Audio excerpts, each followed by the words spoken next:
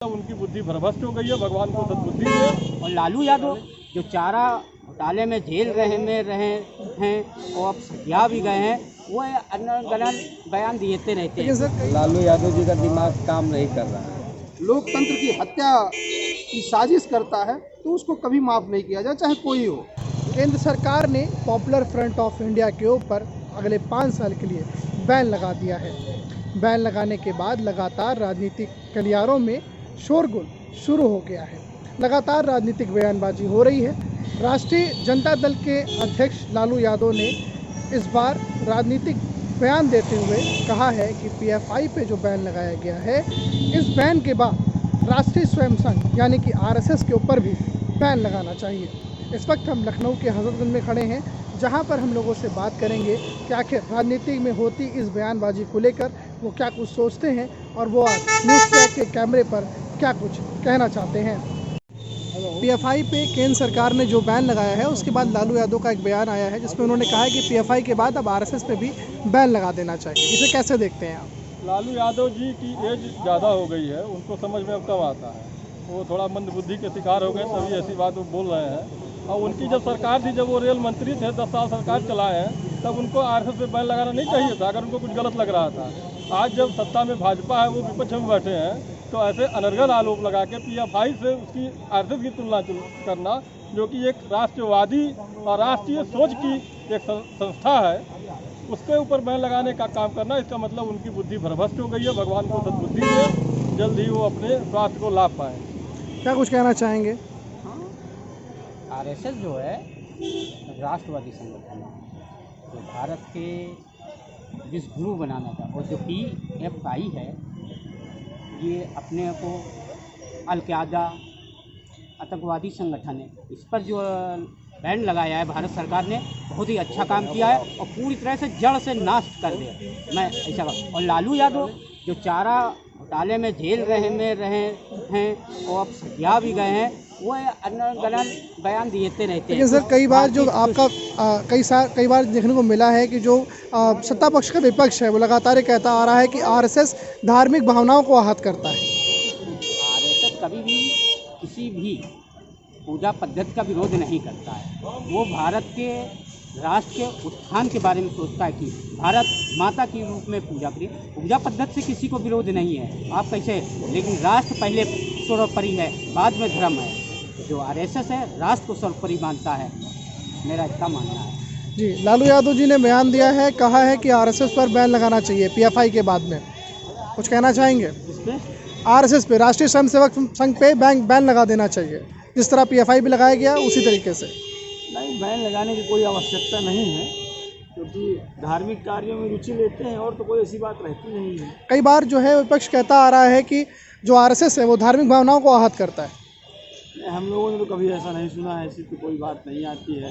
अपना भाई उनका कार्यक्रम है, धार्मिक एजेंडा है उनका, अपना करते रहते हैं, मंदिर पे बात होती रहती है उनकी, और अपना जो योग प्रशिक्षण, यही सब कार्य है उन लोगों का, और वैसी कोई हम लोगों को बात नहीं समझ में आती है।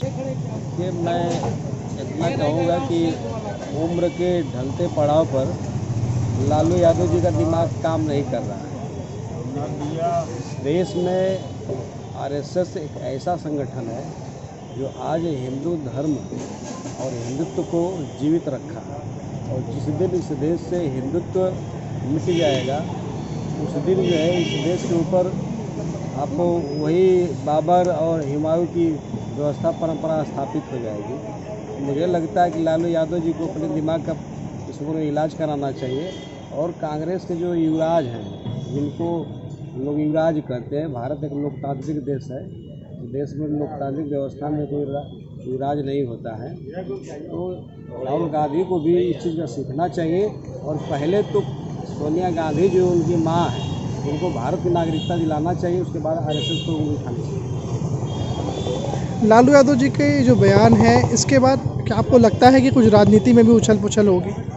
इसी लोकतांत्रिक व्यवस्था में जो हिंदू धर्म को मानने वाले भी हैं और पॉलिटिकल एजेंडा तैयार हो न मानने वाले भी लोग हैं, तो मुझे लगता है कि इस तरह से कोई राजनीतिक माहौल तैयार नहीं हुआ, क्योंकि भारत एक हिंदू राष्ट्र है घोषित न हो, मगर हम मानते हैं कि भारत हमारा एक हिंदू राष्ट्र है। आपके लिहाज में भारत एक हिंदू राष्ट्र हाँ, है। भारत एक हिंदू राष्ट्र है। आज नई बात नहीं है, बल्कि आर्यावर्त काल से लेकर उसे हिंद की संज्ञा दी गई है।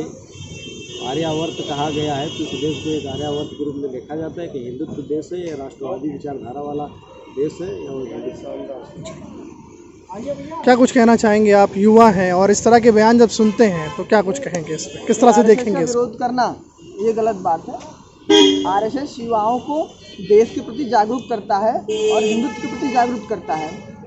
हमारा संगठन है, हम देश की सेवा करते हैं और आगे भी देश की ऐसी सेवा करते रहेंगे। धन्यवाद। उस हर संगठन पे बैन होना चाहिए जो समाज को बांटने की बात करता हो और धर्म उन्माद, धार्मिक भावना पे चर्चा करता हो। क्योंकि हमारा भारत देश लोकतांत्रिक देश है और ये यहाँ सभी धर्मों की, मतलब धर्म पे चर्चा नहीं करना चाहिए।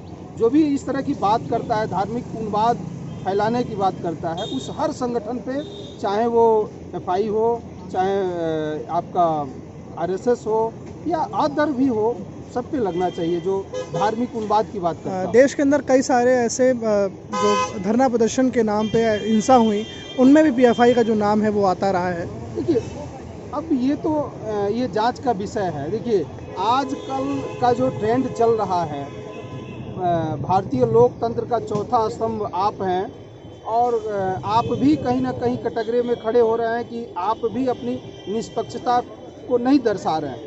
अब क्या सच्चाई है, जांच का विषय अगर है तो सरकार को इस पे कठोर से कठोर काम करना चाहिए। नहीं सर, पीएफआई के जो लोग हैं उनके सदस्यों के ऊपर 1400 से अधिक जो है मामले दर्ज है और इन सब में खास करके बम से रिलेटेड सामान रखना, धारदार हथियार और कई सारे ऐसे जो प्राण घातक चीज़ें हैं वो रखने का है। जी तो इस पे ये गलत है।